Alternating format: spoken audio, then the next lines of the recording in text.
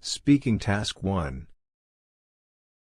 You will be asked a question about a familiar topic.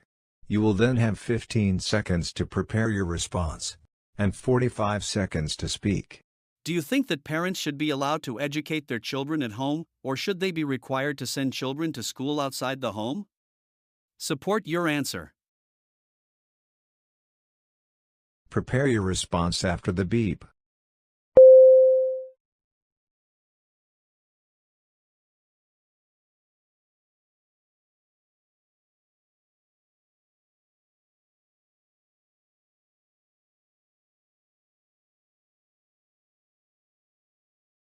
Start speaking after the beep. I believe that parents should have the right to educate their children at home if they choose. However, I also think it is very important for children to attend school outside the home. Firstly, schools have many resources, like textbooks, equipment for experiments, sports facilities, etc., that many homes do not have. Secondly, in school, children can learn from professional teachers who have been trained in best practices for education. Lastly, school allows children to socialize and make friends, which is key for their psychosocial development. While there can be benefits to homeschooling, in my view, traditional schooling provides a more comprehensive educational experience. Speaking Task 2. You will read a short paragraph and then listen to a conversation between two people. You will have 50 seconds to read the paragraph. After, you will get a question about what you read and heard. You will have 30 seconds to prepare your response and then 60 seconds to give it. You have 50 seconds to read. Start reading after the beep.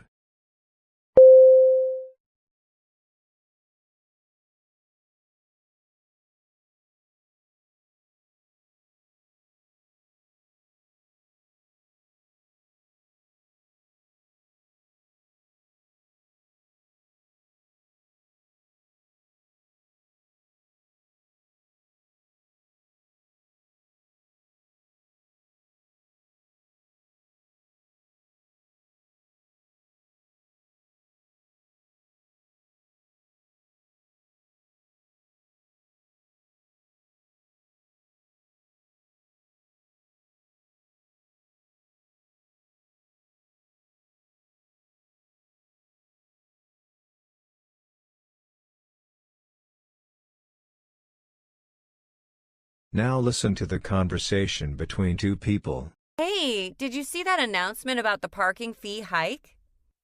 Yeah, I just glanced over it. They're saying it's for better infrastructure and sustainability, right? Exactly. But I genuinely think it's a bad move. First off, most of us are already cash-strapped. Increasing fees just adds more financial stress to students who need to commute. I get that, but maybe they're pushing for carpooling or public transport? Maybe. But that's the second thing I have a problem with. Not everyone lives near efficient public transport routes, and carpooling isn't always feasible given everyone's diverse schedules. They're making it sound like sustainable transportation is an option for everyone, when it really isn't. I hadn't thought about it like that. And besides, if they truly cared about sustainability, why not introduce more incentives for carpooling or offer discounts for electric cars? This just feels like they're squeezing more money out of us without offering real solutions. It's frustrating. Well, I do hope they use the increased funds wisely and make notable improvements. I can see why you'd feel that way, though.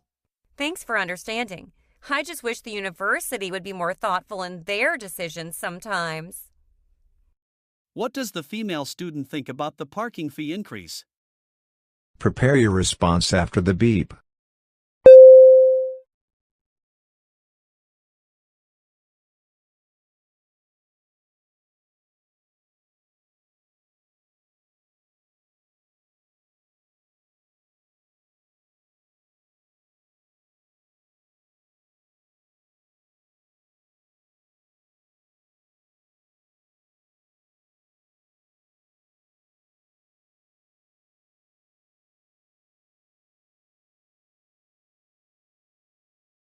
Start speaking after the beep.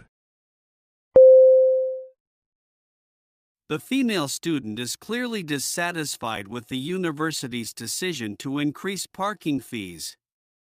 She believes it unfairly adds financial strain to students, many of whom are already operating on tight budgets. She criticizes the university's justification for the fee hike, pointing out that sustainable transportation alternatives like efficient public transit and carpooling are not viable options for everyone due to geographical and scheduling constraints. She suggests that if the university genuinely cared about sustainability, they should introduce incentives for carpooling or discounts for electric vehicle usage instead of simply raising fees. Overall, she feels the university's decision lacks thoughtful consideration of the students.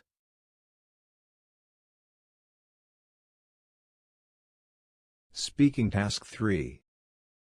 You will read a short paragraph about an academic topic, then listen to a lecture about it. You will have 50 seconds to read the paragraph. After, you will get a question about what you read and heard. You will have 30 seconds to prepare your response and then 60 seconds to give it. You have 50 seconds to read. Start reading after the beep.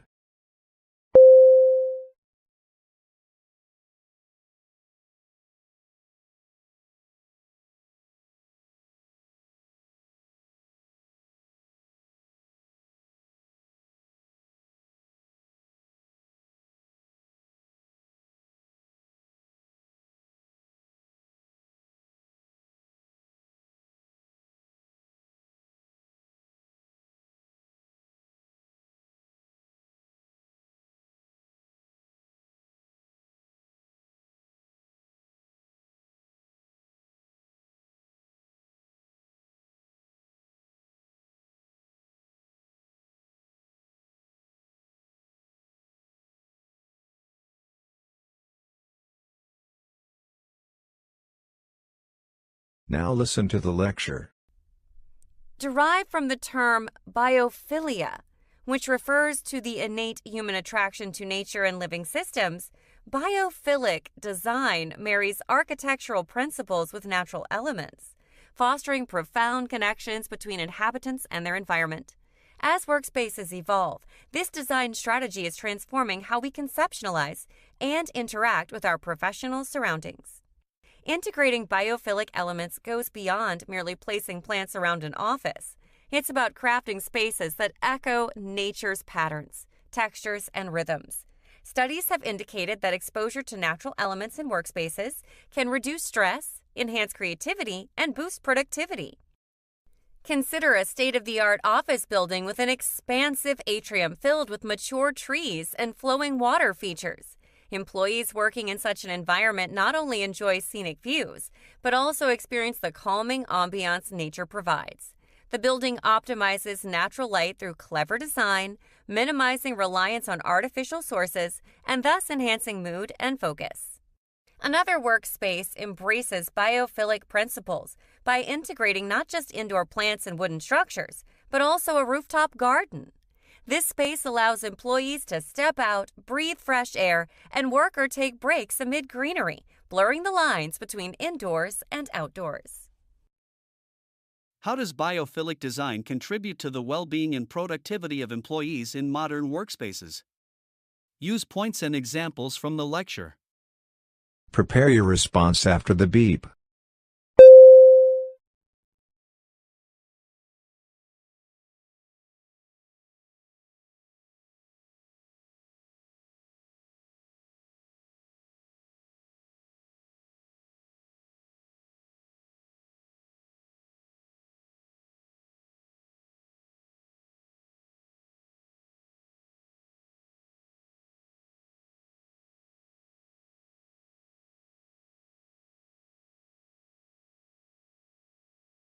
Start speaking after the beep. Biophilic design significantly enhances employee well-being and productivity in modern workspaces by reconnecting individuals with nature, incorporating elements like mature trees in expansive atriums and rooftop gardens. These spaces provide calming scenic views and access to fresh air by tapping into nature's patterns and rhythms.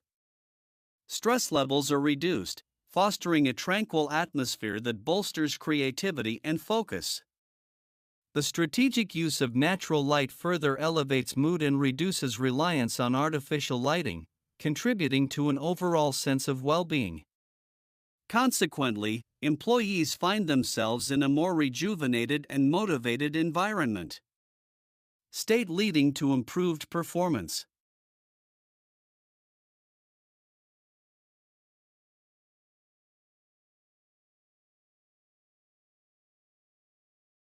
You will listen to a lecture about an academic topic. After, you will get a question about what you heard. You will have 20 seconds to prepare your response and then 60 seconds to give it. Now listen to the lecture. Both incubators and accelerators serve as critical pillars for fledgling startups, offering essential resources, mentorship, networking opportunities, and at times, capital. However, each has its unique characteristics that differentiate it from the other. Think of incubators as nurturing environments for the birth and early growth of innovative ideas.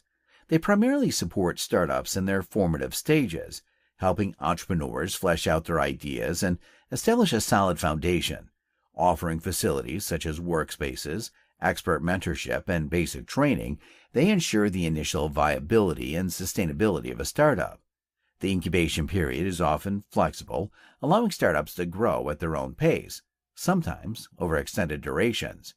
On the other hand, accelerators are geared towards turbocharging the growth of startups that already have a foundational business model in place. They typically operate through structured, fixed-termed programs where cohorts of startups receive intensive mentorship, resources, and guidance.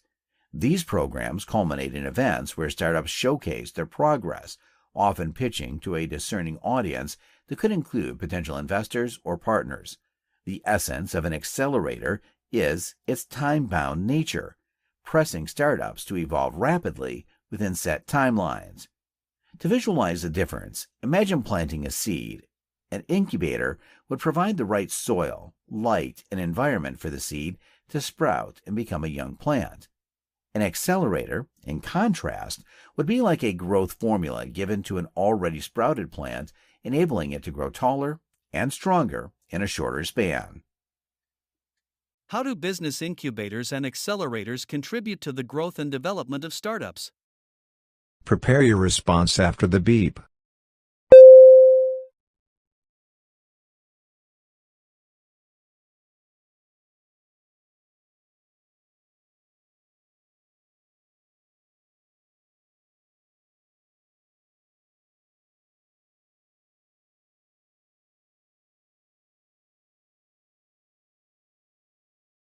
Start speaking after the beep.